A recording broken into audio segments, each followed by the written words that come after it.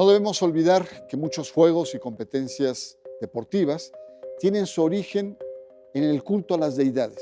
Ahí están, por ejemplo, los Juegos Olímpicos. Por tanto, el fútbol y la religión están entreverados. La emoción, el éxtasis, el gol, los fanáticos, las cábalas, los ídolos, los mundiales como nuevas mecas de peregrinaje. Soy Bernardo Barranco, descubra las formas religiosas del fútbol aquí en Sacro y Profano.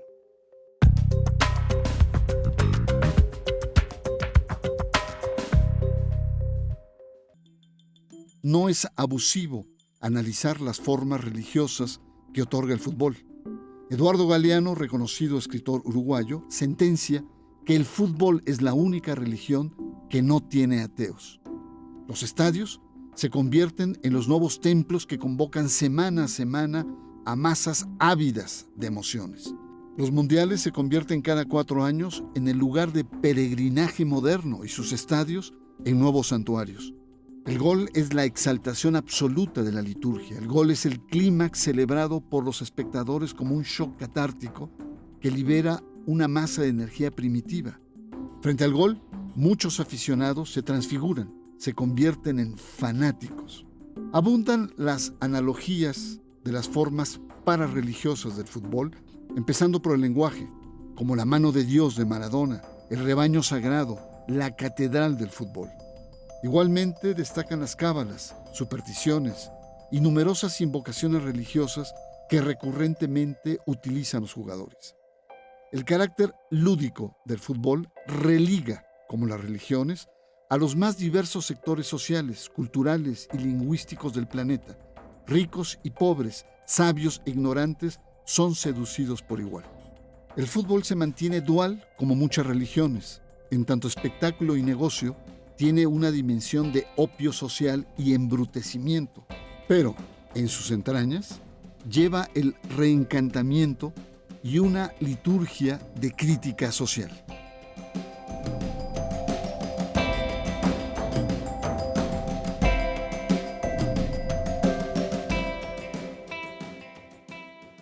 El fútbol es el deporte y el espectáculo negocio que atrae la atención del mundo entero. Sin embargo, hay muchas imbricaciones con expresiones religiosas como la emoción, por ejemplo. Vamos a descubrir aquí estas sorprendentes similitudes entre fútbol y religión. Y para conversar sobre las formas religiosas del fútbol, agradezco la presencia del maestro Javier Riojas. Él es profesor en diversas universidades, veterinario, ambientalista, sociólogo. Un gran amigo, Javier, bienvenido. Gracias, Bernardo. A Sacro y Profano. Gracias. También tenemos la presencia del doctor Francisco Galán, doctorado en filosofía y académico de tiempo completo del Departamento de Filosofía de la Universidad Iberoamericana. Javier, vamos a empezar. Yo sé que puede ser un abuso sociológico hablar de estas grandes similitudes, pero la emoción, el tema de los fanáticos, el espectáculo que raya muchas veces en una dimensión que para muchos es una dimensión cuasi religiosa, mística. ¿Podríamos hablar de una similitud o de ciertas cercanías en aspectos entre fútbol y religión? Sí, yo creo que sin duda están muy interrelacionados, sobre todo en las formas en que se vive y se expresa, ¿no? El fútbol y muchos otros deportes de este orden, pero señaladamente el fútbol, pues es un salto hacia nuestros orígenes, no solo como sociedad, sino como especie misma, ¿no? El fútbol y todas las pasiones que despierta, las identidades que crea, las rivalidades que genera, nos remiten a nuestro pasado más antiguo como especie, no solo como Homo sapiens, sino como lo que dirían algunos el Homo ludens, el hombre que se divierte y que se recrea, ¿no? La referencia al pasado tribal, ¿no? Al pasado de identidades que conformaron el quehacer de la especie y la sobrevivencia de la especie, está presente en las formas futboleras. Y en ese sentido, esta adhesión a símbolos, a creencias, a identidades, a códigos comunes, comparte mucho con lo que serían las formas religiosas, ¿no? Sin duda, el fútbol, como la religión, crean otro mundo, ¿no? en el mito y en el rito futbolero se refiere a otra manera de vivir el tiempo, de vivir la historia, de vivir el presente, como en las formas religiosas. Y análogamente a la religión, pues también se tienen estructuras internas dentro del propio mundo futbolero, ¿no? Que son similares a las que ocurren en las formas religiosas, ¿no? Están los semisacerdotes, los semiacólitos, la estructura semieclesial del propio fútbol. Creo que la FIFA sería la iglesia con mayores adeptos que hubiera en cualquier parte del mundo. Y en ese sentido creo que sí, que el fútbol, además de que nos refiere a lo que somos como seres humanos y a lo que necesitamos como colectividad, nos recrea formas religiosas también. Doctor Francisco Galán, pues bueno, nos recuerda que los Juegos Olímpicos tienen origen religioso. ¿Por qué no pensar en el fútbol también que recrea toda esta atmósfera? Hablamos de semidioses en el fútbol como Franz Beckenbauer, como Maradona, Pelé. Sin embargo, me llama mucho la atención el tema del lenguaje, ¿no? El lenguaje, Wembley, el césped sagrado, la catedral del fútbol, ¿no? Las Chivas, ¿no? El rebaño sagrado, es decir, la mano de Dios de Maradona, es decir, ¿en qué medida hay estas, digamos, imbricaciones en el lenguaje de un espectáculo y un deporte como el fútbol? El fútbol, como espectáculo de masas, tiene mucho que ver con los medios de comunicación, y son los medios de comunicación los que llevan su lenguaje y exaltan esa pasión y ese tiempo separado que se vive en el estadio como el templo, que se recrea en una liturgia, así como la religión tiene su liturgia, sus fiestas, sus calendarios. El fútbol es cada domingo, pero con la posibilidad de poderlo vivir en cualquier momento. Y son estos sacerdotes narradores los que hacen la hermenéutica del texto sagrado que vive el espectador, y son los que le dicen de la mano de Dios, son los que le dicen, como el gran Ángel Fernández, que hizo toda una épica. Porque el fútbol es un tipo de religión que está aconteciendo, que le permite al espectador salir de la rutina, del tedio, del aburrimiento, de esta vida sin mucho futuro. Y ahí puede haber acontecimiento, y ahí puede haber lo inesperado, y ahí se puede perder intensamente en la expectativa, en la incertidumbre. Y el narrador se lo recrea, y el narrador le dice de la gran hazaña, y le dice cómo fue esto extraordinario, este tiempo, que en su vida cotidiana no va a ser. Y todo esto fue realmente a partir del siglo XX. Esto fue lo que es el espectáculo, el deporte realmente como el espectáculo total, y el fútbol como el principal de todos, fue por los medios masivos, y fue sobre todo, digamos, con las clases obreras, donde llevó esta alegría de otra vida salvífica, que de alguna manera la religión lo llegó a perder. Gracias, doctor Francisco Galán. Pues usted ha visto en esta primera entrada la dimensión lúdica, la necesidad del hombre, del misterio, de un espectáculo de masas, de una agregación social. Está usted en Sacro y Profano y estamos conversando sobre las formas religiosas del fútbol. En un momento más regresamos.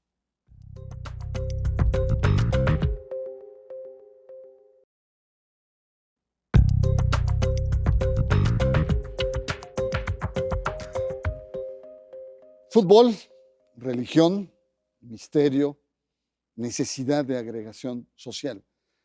El fútbol da identidad, nos decías en la anterior.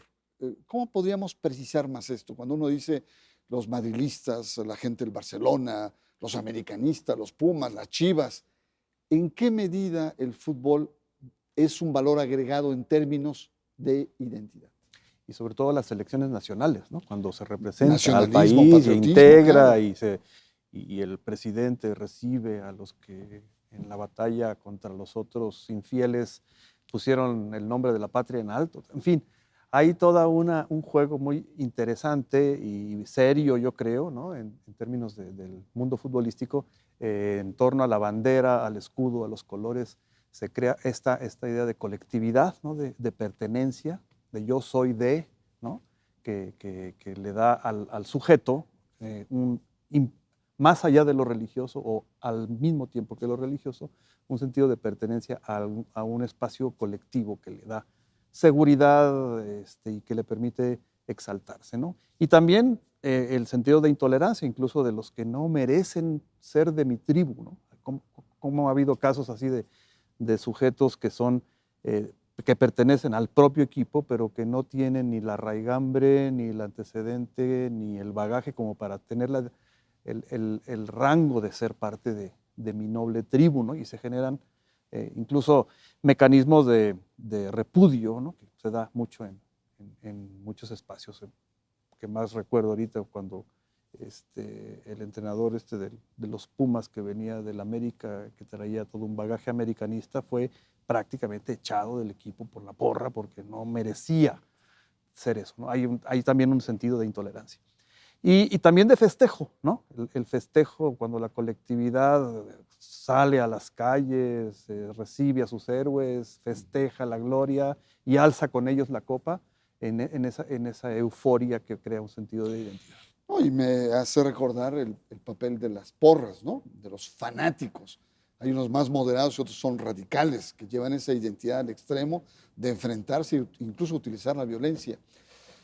Doctor Galán, otro aspecto interesante de estas analogías que estamos haciendo, fútbol-religión, son las supersticiones, las cábalas, que entran los futbolistas y le pellizcan el pasto, se persignan, otros están debajo del arco y hacen ademanes casi de tipo religiosos o supersticiones. Yo recuerdo, no sé si una selección de Haití o de Camerún, en algún ajuste internacional, rociaban con sangre los diferentes lados. O sea, ese mundo, ¿cómo entender todo ese mundo? Es un tema que siempre me ha parecido fascinante de la filosofía del juego.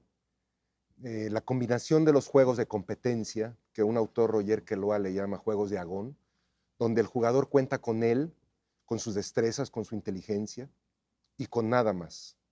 A diferencia de los juegos de alea, de suerte, donde el jugador cuenta con todo, menos con él, menos con sus destrezas. Y es fascinante cómo es que se combinan juegos que aparentemente responderían a principios opuestos. Porque en la suerte uno es pasivo. Uno está buscando, como en la Ilíada, cuando van a enfrentarse Aquiles con Héctor, uno está viendo a quién quieren favorecer los dioses. Porque finalmente el mensaje es como si por más destreza que uno tuviera, por más fuerza que uno, inteligencia, velocidad, finalmente son los dioses los que van a escribir la historia. Y como el juego, el deporte, el fútbol nos da este sentido de lo histórico, que está pasando algo, pues por eso se recurre al favor de los dioses para averiguar si uno es ese favorecido. Y más para el aficionado no, ni siquiera el jugador va a poner pues, parte de sus destrezas o el entrenador, ¿verdad? La Volpe también tenía sus camisetas, pero por lo menos puede hacer cambios. Pero el jugador, por ejemplo, a mí siempre me daba, no sé, ¿verdad? De niño, cuando ya el programa era grabado, yo sentía que no podía influir. Digo, es algo increíble, ¿verdad? Porque uno cree que al poder invocar a esos dioses, o porque uno no se bañó, qué sé yo, como espectador, ¿verdad? Uno va a poder de alguna manera influir en el resultado y averiguar un poco el tema de la identidad. ¿Quién es uno? Los dioses, ¿quién ha dicho que es uno? Pues muy interesante, también me recuerda el tema de la providencia, ¿no? Los equipos débiles que son capaces de vencer a los poderosos, porque hay un mandato divino que así lo establece, ¿no? Y ahí hay que invocar y provocarlo para que esté de nuestro lado. Javier Riojas, el tema de algo también muy parecido, religión, fútbol, y es este sentido de evasión del fútbol, de enajenación, que fortalece el status quo, pero también el fútbol como un espacio de crítica social y hasta de liberación. Es decir, cuando se dio el Mundial de Argentina en 78 fue un espacio nuevamente de movilización después del golpe militar. Acá en México, bueno, en los Juegos Olímpicos, la rechifla hacia Díaz Ordaz, o en el Mundial del 86, la rechifla hacia Miguel de la Madrid. ¿Cómo entender estos dos elementos, digamos, pasividad, pero al mismo tiempo crítica, en un espectáculo como el fútbol? Sí, que son dos de los temas que más recurrentemente se han trabajado en torno al fenómeno religioso, como si es opio o es liberación. Así es. Y al fenómeno deportivo, ¿no? Si es un fanatismo que hace que se evada o si es un espacio en donde la gente puede sufrir o vivir una catarsis que lo libere, ¿no? Y en términos, digamos, políticos, por ejemplo, la relación, ahora podemos hablar de la relación fútbol, religión y política, ¿no? El fútbol y la religión también han servido en más de una ocasión como espacios de libertad de expresión de sociedades o mundos reprimidos por ciertas condiciones sociales o políticas en donde la vida pública es reprimida y este espacio público-privado, que sería el espectáculo futbolístico o el ambiente religioso, quedan como el único ámbito en donde se pueda generar un tipo de protesta, de evasión, de evasión, digamos, de la opresión o de crítica, ¿no? Como sucedió en los casos en los que tú has mencionado. Incluso ha habido momentos en que se han generado guerras por el fútbol. Yo recuerdo ahorita la famosa guerra entre El Salvador y Honduras, previo al Mundial del 70 fue, ¿no? Que todo derivó de una jugada en donde hubo una decisión arbitral que favoreció a uno de los países y esto fue escalando de tal manera que se convirtió en un conflicto bélico entre dos países vecinos, hermanos, pero que era imperdonable que el árbitro hiciera eso y era justificado en ese sentido un contexto de guerra, ¿no? Entre países. Pues muy interesante, la verdad que es fascinante este ejercicio de estar buscando, estar encontrando similitudes, pero hemos visto en este segmento términos de identidad y agregación social, todo el tema de lo mágico, de lo mistérico, de la providencia y del favor de los dioses, y evidentemente estos lados luminosos y oscuros que tienen religión y fútbol, que por un lado pueden ser opio, pueden ser evasión, pero por otro lado también pueden ser crítica social. Está usted en Sacro Profano, formas religiosas del fútbol. Regresamos en un momento.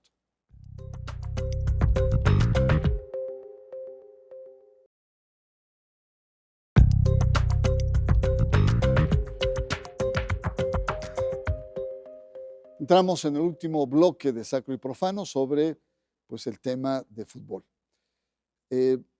Doctor Galán, el tema de la emoción, del éxtasis, toda esta dimensión lúdica, es algo que está teniendo mucha fuerza en las nuevas religiones pentecostales o en movimientos carismáticos. Este uso de la emoción. ¿Qué nos puede decir de estas similitudes que existen entre el éxtasis que puede ser el gol y momentos culminantes que vemos en muchas asambleas religiosas?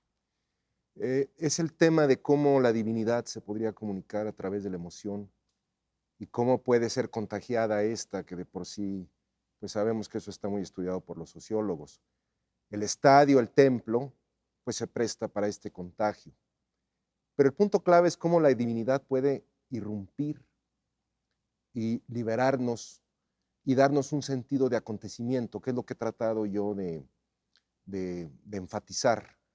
En esta vida tan rutinaria, donde no pasa nada, donde todo ya está señalado, donde mi destino es ser un perdedor, mi equipo me da la oportunidad de hacer lo dramático, aunque perdamos, tipo el Cruz Azul, mis buenos amigos del Cruz Azul, es increíble cómo perdieron esa final con el América, pues les da este sentido de que ellos tienen un destino especial, de que ellos van a ser tocados de alguna manera por la divinidad, que Dios se puede comunicar y decirnos algo, y que entonces este sentido de singularidad del acontecimiento, recreado por todos los demás, aunque es cada domingo, no se repite de la misma manera, se repite de una única manera, entretejida en el futuro de mi historia. Eso es lo que me parece que es único de este sentimiento del contagio psíquico que da la pasión. Es tan difícil meter un gol, que por eso en el estadio, cuando a uno le tocó presenciar, ¿verdad? Gol, ese grito ahí, el más tibio, caray, ¿cómo no se va a contagiar de México, ¿verdad? Sí se puede, por ejemplo, en fin, que se va a cambiar ese curso de la historia y que vamos a ser tocados por la presencia del Dios. Pues muy interesante. Javier Riojas, hay muchos temas, ¿no? El tema de la mujer y el fútbol, como también quiere entrar la mujer. Yo me imagino, no sé, en un futuro que haya equipos mixtos, por ejemplo, que respondan más a la realidad. Pero en fin, ya no quiero contaminar más el tema. Eh, ¿Cuáles serían tus conclusiones de esta singularidad que tiene entre fútbol y religión?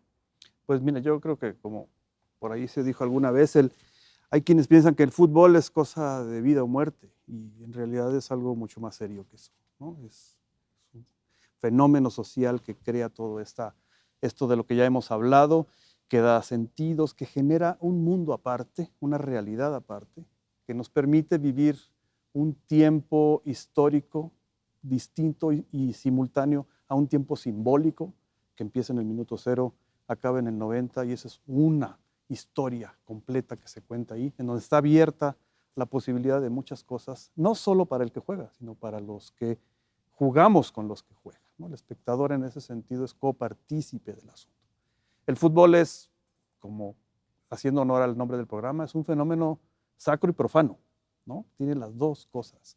Es sacro en ese sentido de lo que hemos hablado aquí, y es profano en el sentido de que es una mercancía, de que se ha comercializado, de que se ha prostituido en muchos sentidos. Para los amantes del juego, esta es una especie como de pecado, de sacrilegio, ¿no? A estar haciendo del fútbol una mercancía, pero es ahora eso, ¿no? Y está en todas las pantallas del mundo y le habla a todo el mundo y crea una identidad y un sentido de pertenencia y un tiempo de euforia fabuloso. Gracias, Javier Riojas. Suerte a tus Pumas. Gracias. Que les vaya muy bien. Espero que la tengan. Y doctor Alonso, punto final. ¿Hacia dónde? O sea, un deporte, un espectáculo mundializado. ¿Cuáles son los límites que pueda tener? Igual que las religiones, hay ciclos, hay momentos de alza, de decadencia. ¿Cómo ves el fútbol? Pues seguirá ganando terreno, me parece, un poco a costa tal vez de las religiones tradicionales, que han perdido mucho en esta sociedad más mediática. La religión más tradicional, que invita a un tono más reflexivo, pues ha perdido mucho de su fuerza litúrgica, de su carácter histórico, pasional. No creo que sea del todo correcto esto, pero hay que atender a los signos de los tiempos. Y dentro de lo enajenante o no que pueda ser el fútbol, creo que lo que nos queda es tratar de que los intereses comerciales no perviertan el sentido mismo del juego, que por lo menos se mantenga algo pues de la pureza de la incertidumbre. Es terrible, ¿verdad? Otro autor clásico del tema del juego, Huizinga, hablaba del aguafiesta y el tramposo. El tramposo por lo menos respeta un poco las reglas, pero el aguafiesta es el que acaba diciendo que finalmente no ese es el sentido del fútbol, sino es Videla que quiere que Argentina gane la Copa del Mundo, o es el que quiere consumir droga, pero no es el sentido lúdico de poder recrear un tiempo especial. Pues muy bien, muchas gracias, Javier, Gracias, Francisco. Muchas gracias. Yo creo que quedan muchos temas, el tema del negocio, tanto en la religión, el dinero, el poder, y en el fútbol también, quedan muchísimos temas. Para mí yo me quedo con un aspecto central. En un mundo desencantado como el que vivimos, en un mundo de tedio, el fútbol, como en otras épocas la religión, juega un papel central de reencantamiento con nuestra gris realidad. Y en ese sentido, pues hay diferentes maneras de cómo percibir y posicionarnos frente a un juego, frente a un espectáculo, pero también frente a un negocio con diferentes formas cuasi mágicas. Lo espero la próxima semana, por supuesto en otro tema fundamental en términos de sacro y profano, y nos encontramos en la siguiente emisión. Muchas gracias.